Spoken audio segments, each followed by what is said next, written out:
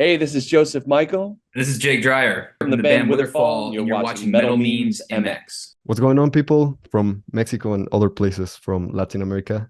I am Frank, and today I am here with the band Witherfall from Los Angeles, California. How are you doing today, guys? Doing good, doing good. Yeah, very good, man. Happy to be here talking with you. Amazing, amazing. Actually, my first question would be like, I know you maybe from 2 or 3 years ago. Actually, the first time I heard one of your songs was on maybe on Instagram or Facebook. I don't remember, but I remember it was on a social media platform. And you're one of the only bands I have ever discovered via a social media platform, really. So my first question would be like, how much does social media has an influence on the rise of your band? We hate social media. Yeah, we do. I mean, we're happy that you were able to find us through it, but yeah, it's we don't really put too. I mean, we have to put a lot of thought into it, but that's cool that you were able to find us. Something obviously worked there. If it was just an ad or if it a random occurrence, so I guess we like social media for that. No, what ended up happening was um, at the start of the band, it was Jake, myself, and a drummer named Adam Sagan. And before the record came out, he passed away from cancer. So we really couldn't play any live shows at all. And the only way for us to get the record out, the first record, Nocturnes and Requiems, was for us to do a lot of social media campaigns and just, a lot of, we had to have a very heavy internet presence. I'm really sorry about that. I didn't know. So yeah, that's very Yeah, unfortunate. And yeah our history is plagued with treachery and Yeah. sorrow.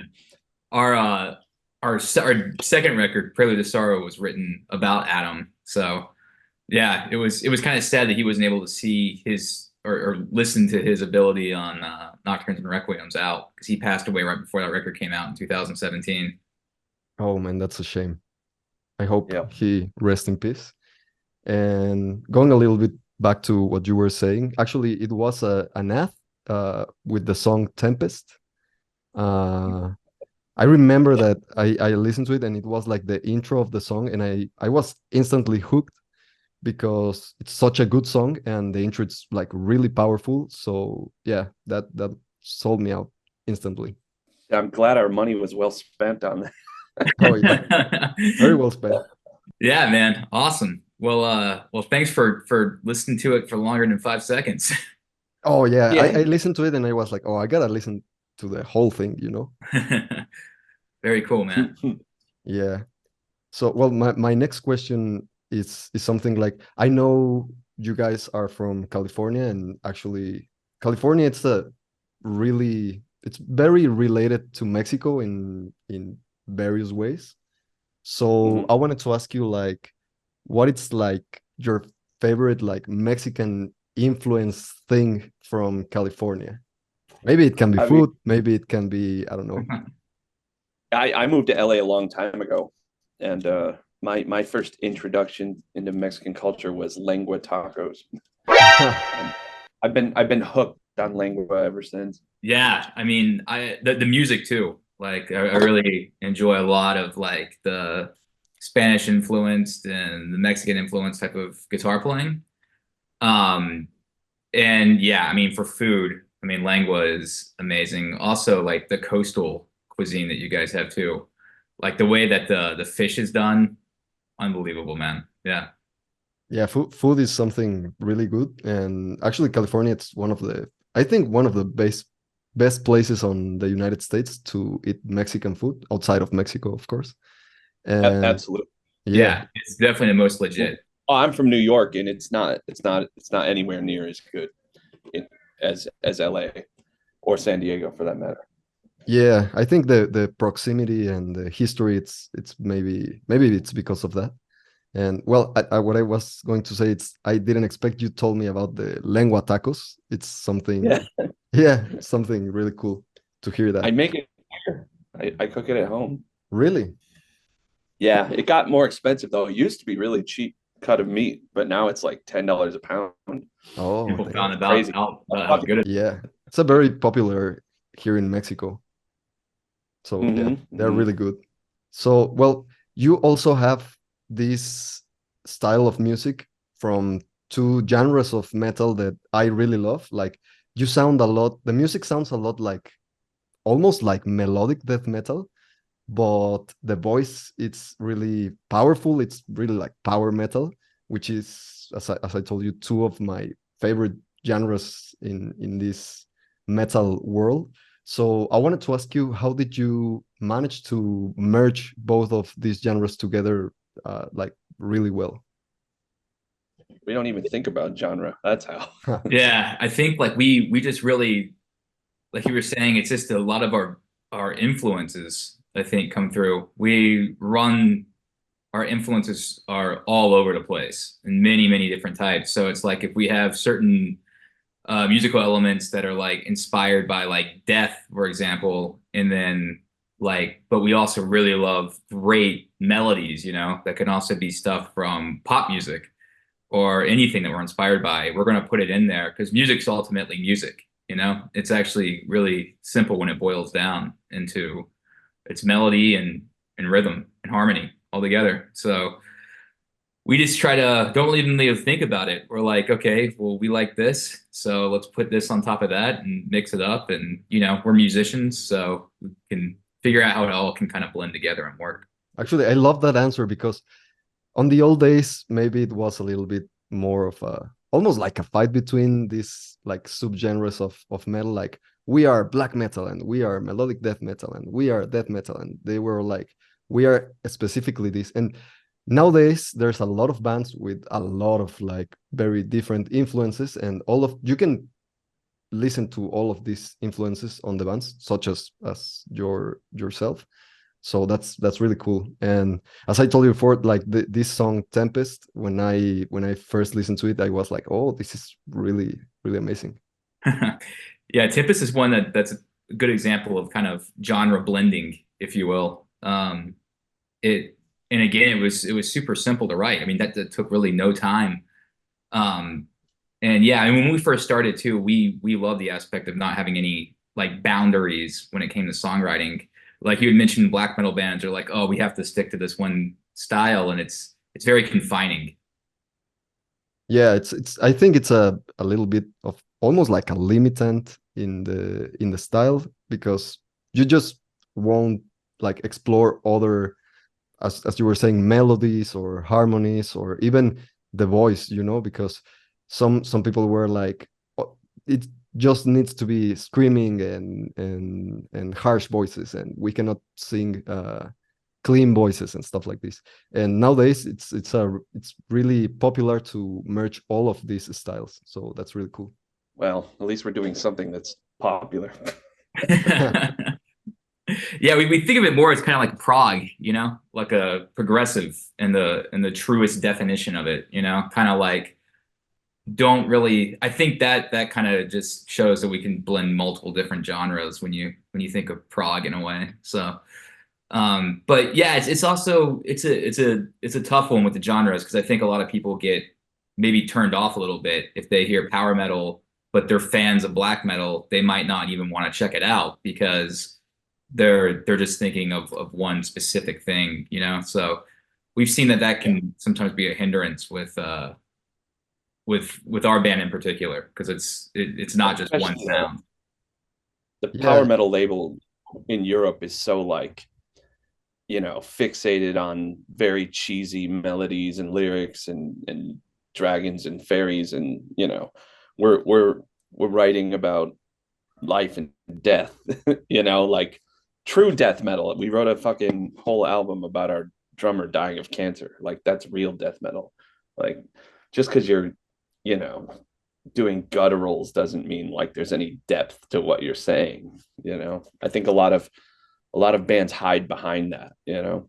Yeah, absolutely. And yeah, I think they're missing out because yeah, like nowadays actually I also have a band, and we are also like a merge of a bunch of different shit. Like there's even like some parts that sounds even like maybe like rock and roll or like punk, and then we have these other verses like that sounds like really like death metal or deathcore or some stuff like that. And some people love it, some people don't, and we do the music that we love, as I think you also do.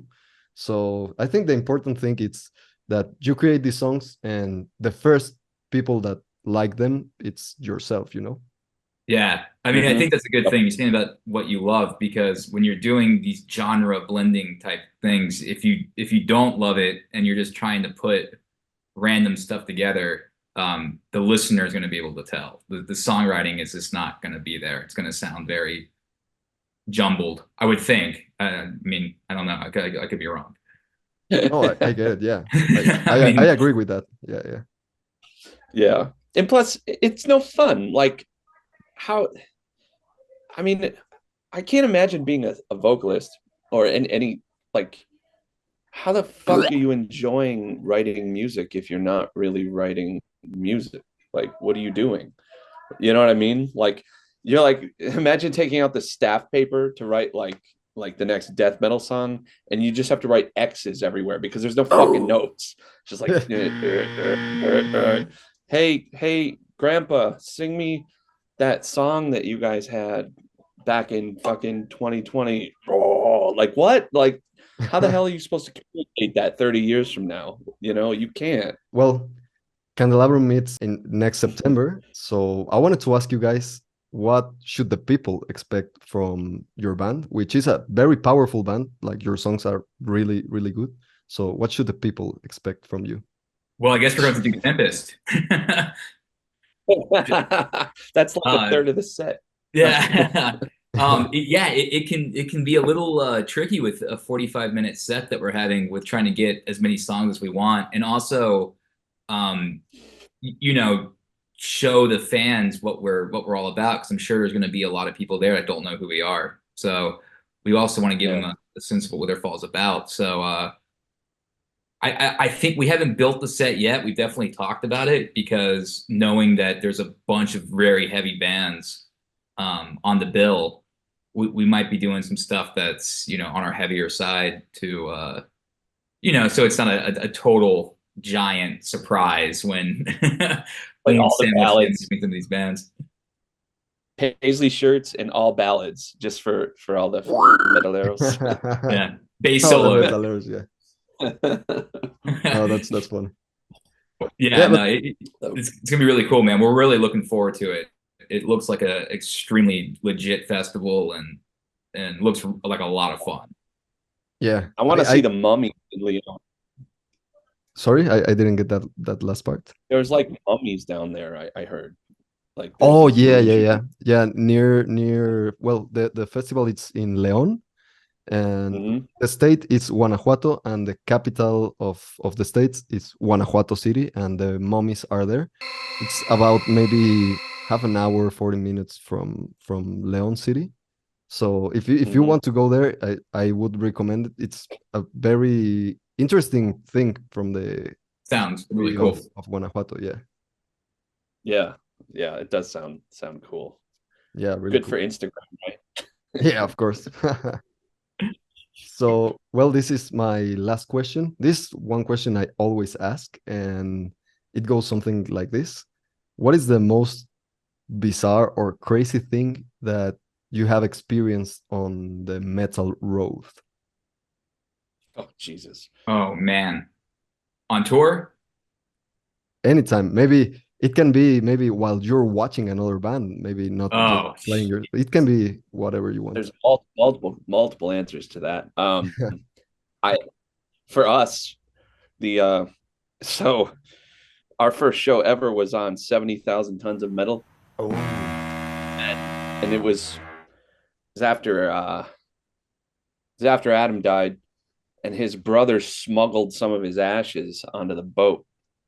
And so they disposed of his ashes on the stage at our first show. The security guards were looking on in horror. The crowd, there's a photo of the crowd, and they're just like, I don't know if it's disgusted or shocked. Of course, then our bass player stepped on the ashes on accident. Yeah, that was definitely one of the ones for Whiterfall.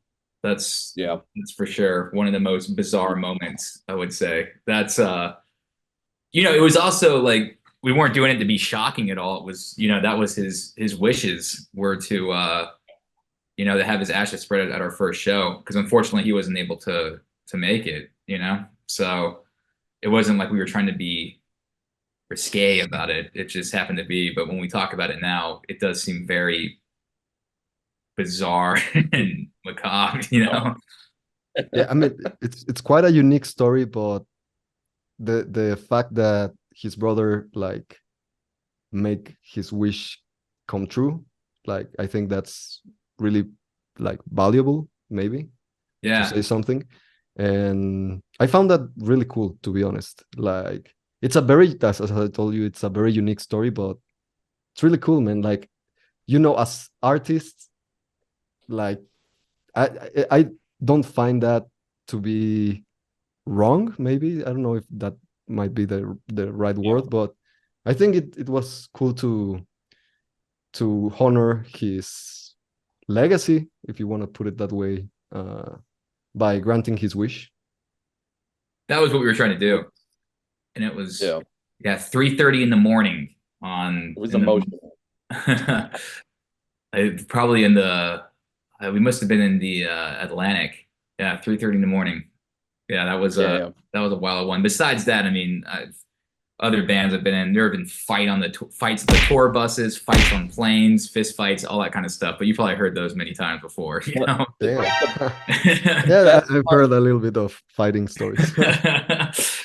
we could talk all day Fairy about stories. wild tour stories, you know.